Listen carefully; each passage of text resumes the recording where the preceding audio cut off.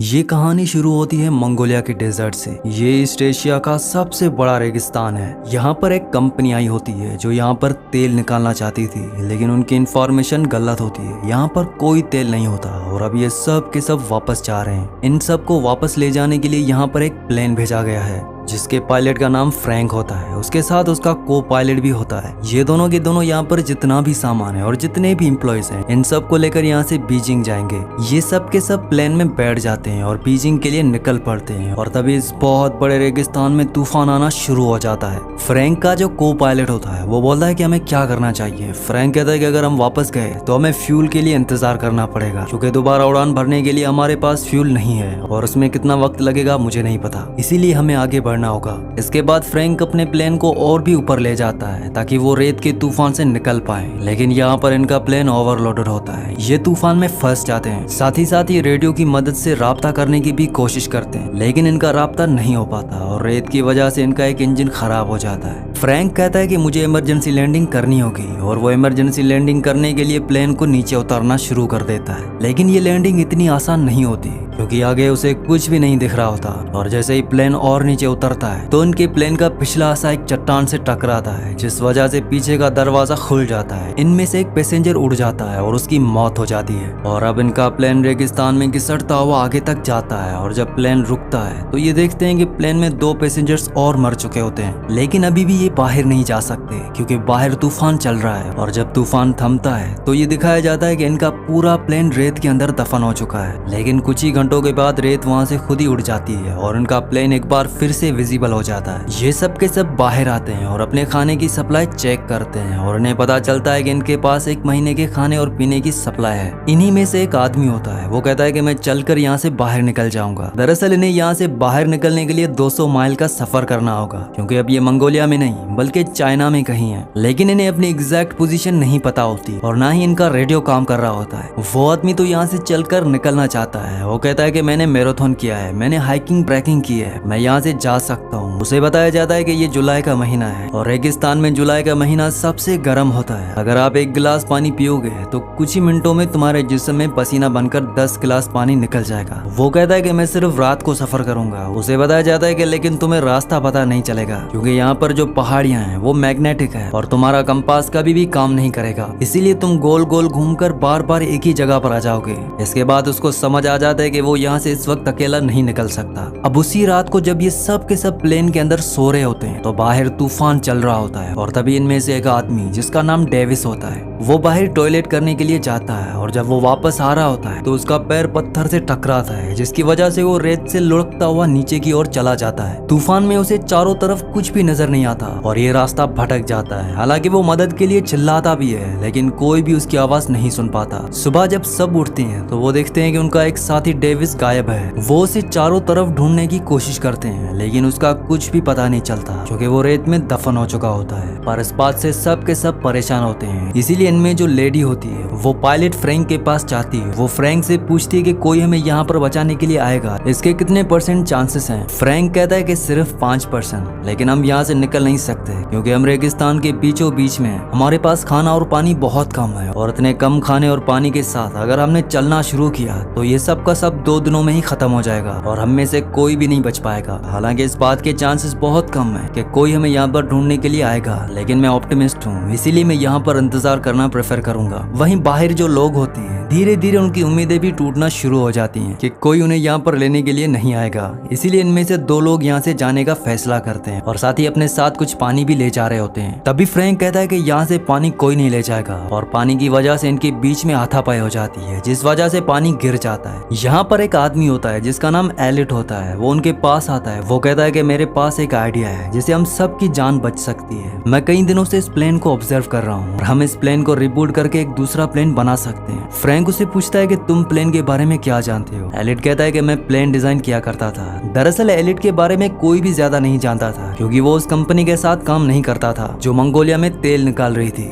वो एक दिन वहाँ पर आए, उसके बाद से पिछले 2 सालों से उन्हीं के साथ था। यहाँ पर एलिट के बारे में जानने के बाद सब शॉक होते हैं, लेकिन साथ ही साथ अब उनके अंदर एक उम्मीद भी है और वो सब तैयार हो जाते हैं कि वो इस प्लेन को रिबिल्ड करेंगे। लेकिन फ्रैंक उनकी बातों से एग्री नहीं होता। वो कहता है कि ऐसा नहीं हो सकता वो उसके लिए साफ साफ मना कर देता है और अगली सुबह इनमें से एक, जिसका नाम जेम्स होता है, वो यहाँ से निकल जाता है। तब यहाँ पर जो लेडी होती है वो उसे ढूंढने के लिए जा रही होती है। फ्रैंक उसे रोकता है, वो कहता है कि मैं जाऊंगा, और फ्रैंक उसे ढूंढने के लिए निकल पड़ता है। वो उस पहाड़ी तक पहुंच जाता है जहाँ पर इनके प्लेन का एक पिछला हिस्सा टकराया था, और प्लेन से जो आदमी गिर गया था उस आदमी की लाश अभी भी वहाँ पर होती है, पर उसके जिस्म पर उसके कपड़े नहीं होते। वहाँ पर कुछ गोलियों के कवर भी होते हैं। ये देखकर फ्रैंक पूरी तरह से हैरान हो जाता है, और तभी वहाँ पर जेम्स आता है। जेम्स कहता है कि हमसे पहले यहाँ पर कोई आ चुका है, मैं यहाँ पर अपनी घड़ी लेने के लिए आया था जो इस आदमी से पोकर में हार गया था, पर अब इसके हाथ में वो घड़ी नहीं है। इसीलिए ये समझ जाते हैं कि यहाँ पर रेगिस्तान के स्मगलर्स आए थे जो उनके साथी के हाथ से घड़ी ले गए। साथ ही साथ यहाँ पर गोलियों के कवर्स भी होते हैं, क्योंकि उन लुटेरों ने इनके साथी के जिस्म पर अपनी गोलियां चलाकर निशानेबाजी की प्रैक्टिस की होती है। फ्रैंक जेम्स से वापस चलने के लिए कहता है, लेकिन जेम्स मना कर देता है। वो कहता है कि तुम दोबारा प्लान क्यों नहीं बनाना चाहते। फ्रैंक कहता है कि वो इसलिए क्योंकि मैं उन्हें झूठी उम्मीदें नहीं देना चाहता,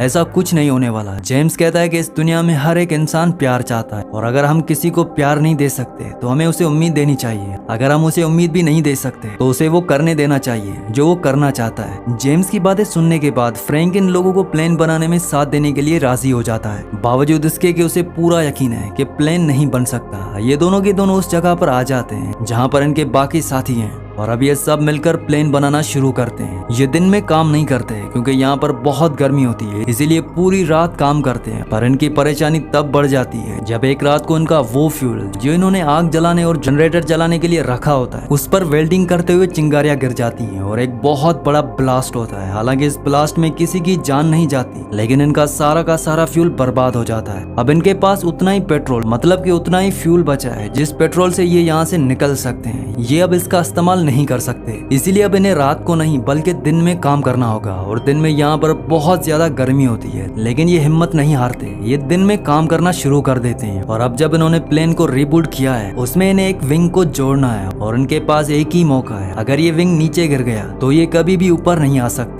क्योंकि इनके पास इतने भारी सामान को उठाने के लिए कोई भी क्रेन नहीं है। और अभी उसे धीरे धीरे ऊपर से छोड़ना शुरू करते हैं, लेकिन तभी वो जंजीर टूट जाती है जिसे इन्होंने उस विंग को होल्ड किया होता है। वो विंग बहुत तेजी के साथ नीचे की तरफ घिसटता हुआ जाता है और वो सीधा प्लेन से टकराता है। इस बात से सब हैरान हो जाते हैं। प्लेन के अंदर पहले से इनका एक साथी होता है जिसे उस विंग को एक बोर्ड से जोड़ना होता है, और तभी वो बाहर आता है। वो कहता है कि मैंने कर दिया। दरअसल जंजीर टूटने के बाद विंग जब फिसलकर प्लेन की तरफ गया था तो एग्जैक्ट उसी पोजीशन पर गया था जहां पर उसे जाना था, और इस विंग को जोड़ने के बाद इनके प्लेन का पूरा ढांचा तैयार हो चुका है। और सबको अब उम्मीद है कि ये यहाँ से फ्लाई करके निकल जाएंगे, इसीलिए ये नाचना और एंजॉय करना शुरू कर देते हैं। साथ ही साथ ये रेत भी हटा रहे होते हैं ताकि एक ट्रैक तैयार कर सकें और यहाँ से उड़ सकें। लेकिन ये सब इतना आसान नहीं है। एक दिन यहाँ पर इलेक्ट्रिक तूफान आ जाता है जिसमें बहुत सारी बिजलियां गिरना शुरू हो जाती हैं, और इनके जो प्लेन का विंग है उसके अंदर पेट्रोल है, इसीलिए वो सब वहाँ से भागकर दूर हो जाते हैं। लेकिन एलिट वहाँ से नहीं जाता क्योंकि वो किसी भी कीमत पर इस प्लेन को नहीं खोना चाहता। और जब उसके ऊपर बिजली गिरने वाली होती है तभी फ्रैंक उसे पकड़कर वहाँ से कूद जाता है, जिस वजह से उसकी जान बच जाती है, क्योंकि अगर एलिट को कुछ हो गया तो इनमें से कोई भी नहीं है जो प्लेन को पूरा कर सके। ये सब इस प्लेन का नाम फीनिक्स रखते हैं। फीनिक्स असल में इजिप्शियन माइथोलॉजी के हिसाब से रेगिस्तान का एक ऐसा परिंदा है जिसे बहुत ही पावरफुल माना जाता है, लेकिन इन्हें अभी भी फीनिक्स पर, मतलब कि अपने प्लेन पर बहुत काम करना है। अब धीरे धीरे इनका पानी भी खत्म हो रहा है। एक रात ये रेत की चट्टान से देखते हैं कि इनसे काफी दूर कुछ लोग हैं जो टेंट लगाकर वहाँ पर सो रहे हैं। असल में ये सब के सब स्मगलर्स होते हैं जो हथियारों के सप्लायर होते हैं, जो रेगिस्तान के रास्तों से हथियारों की सप्लाई एक कंट्री से दूसरी कंट्री में करते हैं। फ्रैंक कहता है कि हमें उनसे पानी की मदद मांगनी चाहिए, हालांकि एलिट मना करता है, लेकिन फ्रैंक और उनके कुछ साथी वहाँ पर उन लोगों से पानी की मदद मांगने के लिए जाते हैं। फ्रैंक और उसका साथी पत्थर के पीछे छुप जाते हैं ताकि अगर कोई भी खतरा हो तो वो पीछे से हमला कर दे। इनके पास गन भी होती है, और जब वो उन स्मगलर से पानी की मदद मांगते हैं तो उनमें से एक आदमी इन्हीं के एक आदमी पर गोली चला देता है। फ्रैंक और उसका जो साथी होता है वो पीछे से उन पर गोलियां चलाते हैं और उनके आदमियों को मार देते हैं, लेकिन एक स्मगलर वहां से भागने में कामयाब हो जाता है। हालांकि फ्रैंक के पास मौका था उसे पीछे से गोली मारने का, लेकिन वो गोली नहीं चलाता क्योंकि वो खूनी नहीं है। यहाँ पर जेम्स इन मरे हुए स्मगलर्स में से एक स्मगलर का हाथ में वो अपनी घड़ी देखता है जो उसके उस दोस्त के पास थी जिसकी प्लेन से गिरकर मौत हो गई थी। मतलब कि ये वही स्मगलर्स हैं जो पहले भी यहाँ पर आ चुके थे और इन्हीं स्मगलर्स ने इनके मरे हुए साथी के ऊपर गोलियां चलाई थी। मतलब कि ये बहुत ही खतरनाक स्मगलर्स थे। इनमें से एक स्मगलर बच जाता है, वो जख्मी होता है और ये सब उसे अपने प्लेन के पास लेकर आते हैं। हालांकि कुछ लोग चाहते हैं कि इसे मार दिया जाए क्योंकि इसने इनके साथी को मारा है, लेकिन फ्रैंक ऐसा करने से मना करता है और सबके बीच में आर्ग्यूमेंट हो रहे होते हैं। तभी एलिट उसे गोली मार देता है, जिस वजह से फ्रैंक और एलिट के बीच में आर्ग्यूमेंट्स होना शुरू हो जाते हैं। एलिट फ्रैंक को ब्लेम करता है, वो कहता है कि तुम पायलट थे, तुम्हारी वजह से हम यहाँ पर फंसे हैं और तुम्हारी वजह से हमारे एक साथी की जान गई क्योंकि मैंने मना किया था, फिर भी तुम वहाँ पर गए। और इस बात से फ्रैंक को गुस्सा आ जाता है, वो एलिट को एक पंच मारता है और अब एलिट इन सब से नाराज हो जाता है क्योंकि उसकी ईगो हर्ट हो जाती है। वो कहता है कि मैं अब प्लेन नहीं बनाऊंगा, मुझे जितना काम करना था मैंने कर लिया, मैं यहाँ पर 10 लोगों के बराबर काम करता हूँ और तुम सब आराम करते हो। केली यहाँ पर उसके पास आती है और वो उसे कहती है कि तुम्हारे बिना हम इस प्लेन को नहीं बना सकते, हमें तुम्हारी जरूरत है। वो कहता है कि सब अगर मुझे रिक्वेस्ट करेंगे तभी मैं प्लेन को बनाऊंगा और सबको उसे रिक्वेस्ट करनी पड़ती है, यहाँ तक के फ्रैंक को भी। फ्रैंक कहता है कि तुम यहाँ के बॉस हो, प्लीज इस काम को खत्म करो। इसके बाद एलिट मान जाता है। एक बार फिर से ये सब के सब प्लेन के काम को खत्म करने में जुड़ जाते हैं। एक दिन ये दूरबीन से देखते हैं कि जो स्मगलर यहाँ से भाग गया था वो अब अपने साथियों के साथ यहाँ पर पहुंच चुका है, पर वो लोग आगे नहीं बढ़ते क्योंकि वो जानते हैं कि इनके पास हथियार हैं। दरअसल स्मगलर्स के जो हथियार थे अब वो उन्हीं के पास हैं, लेकिन इन स्मगलर्स को ये पता है कि इनके पीने का पानी और खाना बहुत जल्दी खत्म हो जाएगा और जब ये पूरी तरह से कमजोर हो जाएंगे तभी वो उन पर हमला करेंगे। वहीं अब ये और भी ज्यादा जोरों शोरों से अपना काम करना शुरू कर देते हैं और इनका काम खत्म हो जाता है। और तभी फ्रैंक को एक मैगजीन मिलती है, इसमें कई सारे प्लेन्स के मॉडल होते हैं और इन्हीं मॉडल्स को देखकर एलिट ने इस प्लेन का मॉडल बनाया होता है। और यहाँ पर यह सबको पता चलता है कि एलिट जो प्लेन्स बनाता था दरअसल वो बच्चों के प्लेन्स थे, वो छोटे छोटे मॉडल्स बनाया करता था। हालांकि वो उड़ने वाले होते थे, लेकिन आज तक कभी भी उसने एक बड़ा प्लेन नहीं बनाया। इस बात से सबको गुस्सा आ जाता है, खास तौर पर अयान को।